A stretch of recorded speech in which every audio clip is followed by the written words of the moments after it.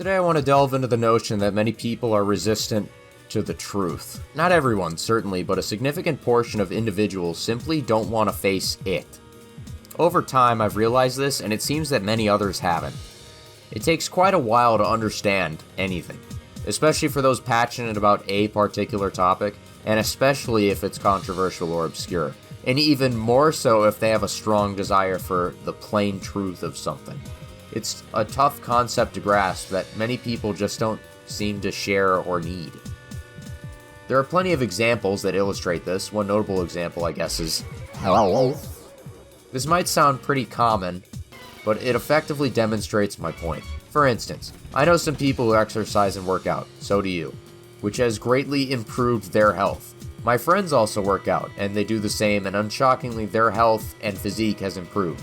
I'm not trying to say I like going around door to door like a salesman selling Athlete X programs for your abs, but if someone asks, Voosh, how do I improve my health? Don't be surprised if fitness is the first thing out of my mouth.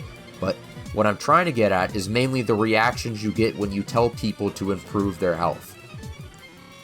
One common reaction is curiosity. People find it interesting and they want to hear more from you, even if they have no intention of exercising.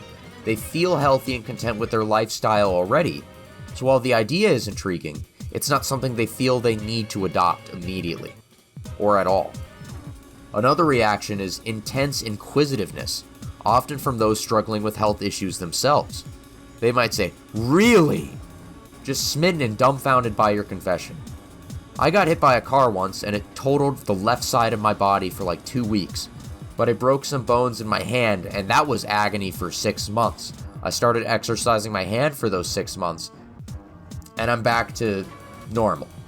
Most people, especially those in pain, are desperate for a solution, and this desperation makes them open to exploring any possible remedy. Let's say you cracked your tooth on some candy. The dentist has to numb the air around the tooth, but whatever injection he gave you is not helping at all. What else can he do but double the injection? Then, some are indifferent. Some are indifferent to when you tell them about fitness. They find it odd, but are otherwise uninterested because they're in good health and they don't see a need to change anything at all. The fourth and perhaps most baffling reaction is anger. They just get mad. Some people react with such intense hostility, vehemently insisting that you called them disproportionate or obese or something like that, regarding their size. These people won't engage in a conversation or consider evidence. They reject the idea outright and assume it's more harm than foul. This phenomenon isn't unique to health either. It appears in other areas, especially where success is involved. Take, for example, someone who fails at a business like some coding enterprise and insists it's no longer viable. If someone successful in the same business tries to share their knowledge, the unsuccessful person often reacts with anger and disbelief, rather than curiosity or willingness to learn.